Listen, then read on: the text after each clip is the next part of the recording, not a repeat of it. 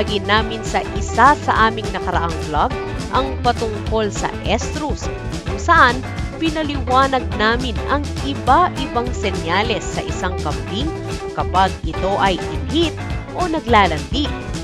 Natalakay din namin dito kung ano ang pwede nating gawin sakaling maglandi ang ating dumalaga o inahin. Sa sideline, kung hindi pa ninyo ito napapanood, ang link ng video na ito ay nasa description box. Ngayon naman mga ka-sideline, ang pag-uusapan natin ay ang breeding season.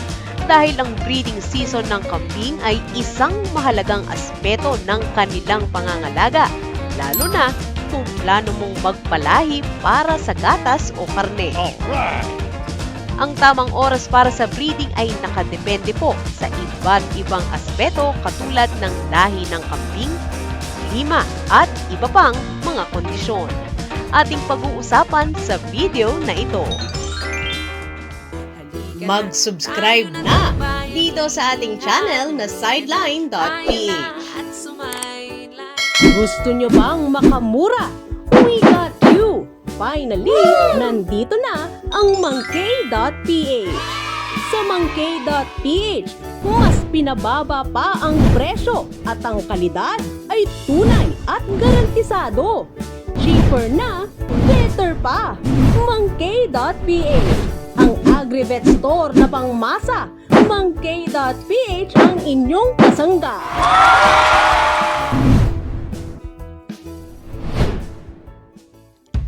Narito ang ilang mga pangunahing aspeto tungkol sa breeding season ng kambing. Pagkaalam sa natural na breeding season.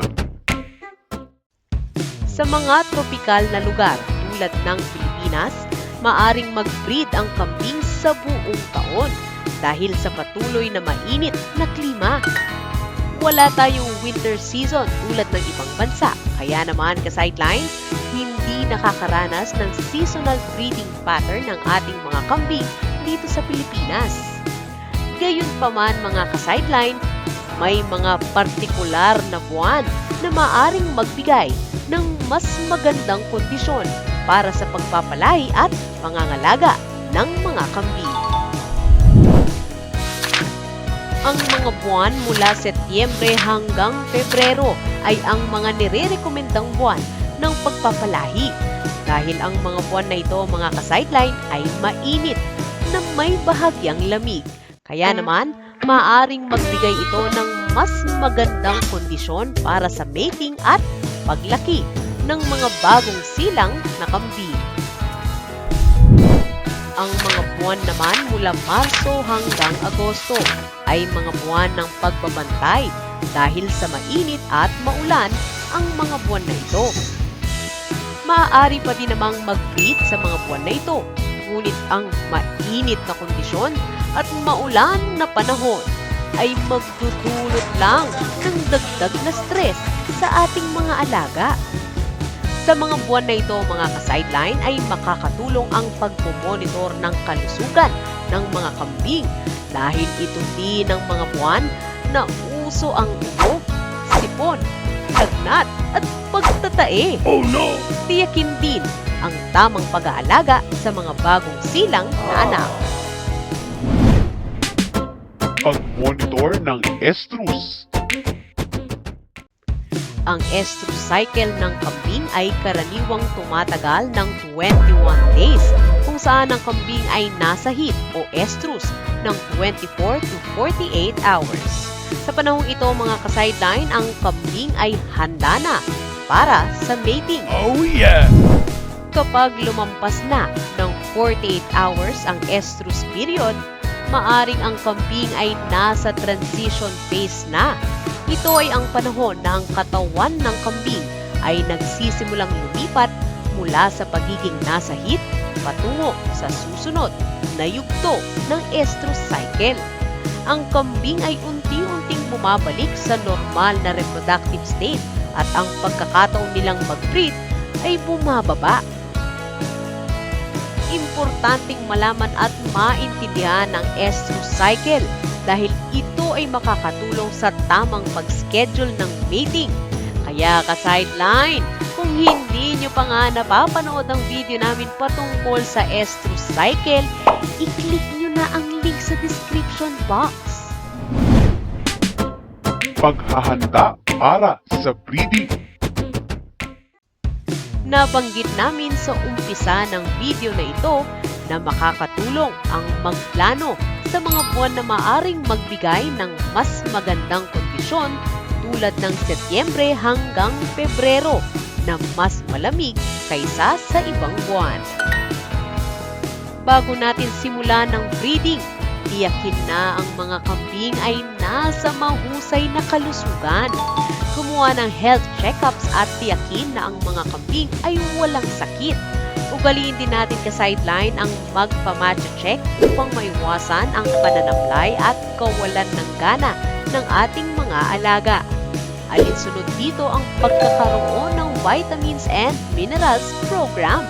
Sa ganitong pamamaraan ka-sideline, mas mataas ang tsansa na magkaroon ng matagumpay na mating at panganganak. Pag-manage ng mating. Ka-sideline, siguraduhin ng ating buck ay handa at nasa tamang kondisyon. Ang mating ay maaaring gawin sa natural na paraan o sa pamamagitan ng artificial insemination kung kinakailangan. Katulad ng ating pangangalaga sa ating mga inahin, ang mga sakit at parasitiko ay maaaring makapinsala sa reproductive health ng ating buck at ito ang magiging sanhi ng pagkakaroon ng problema sa mating. Kaya naman ka-sideline, siguraduhin kumpleto tayo sa mga kinakailangan nating vitamina at mineral at may magandang deworming program. Hanap nyo ba ang mas pinamurang gamot pero same brand and quality? Doon tayo kay Mang K. Okay na okay ang presyo at shipping fee kung 1, 2, or 3 meds lang ang hanap mo. Go na kay Mang K. Sa mangk.ph, mas makakatipid ang tulad mo at tulad ko. Amazing! Presyong mas pinababa pa, kaya ang mangk.ph ay para sa iyo.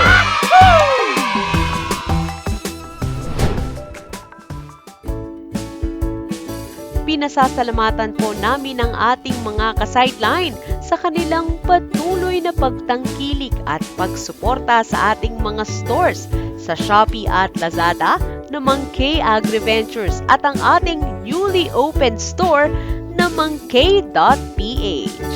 Shoutout po kina Peter James Camot, Christian John Singian, Maki Aquino, Imelda Segovia, Jean Apple Castillon, Joko de Asis, Michael Vincent Rafael, Nasima Dima, Francisco Hernandez at Myra Manyanita. Bisitahin niyo rin kami sa aming Shopee at Lazada. I-download lang ang app, i-search at i-type ang Mang K AgriVentures at pwede na kayong mag-order. I-follow at i-message rin kami sa aming Facebook page na sideline.pinas. At ka-sideline, join na sa ating official Facebook group na Kamali. Ang breeding season ng mga kambing ay maaaring mag-iba depende sa klima at mga kondisyon. Dito sa ating bansa ay maaaring mag-breed ang mga kambing sa buong taon. Ang pag-unawa sa estrus cycle, tamang pagpaplano, tamang programang pangkalusugan ay mahalaga para sa matagumpay na pagpaparami ng mga kambing. Kami po ang inyong lingkod at ka-sideline na si Aga, kasama si Mang K para sa sideline.ph. Happy goat farming mga ka-sideline!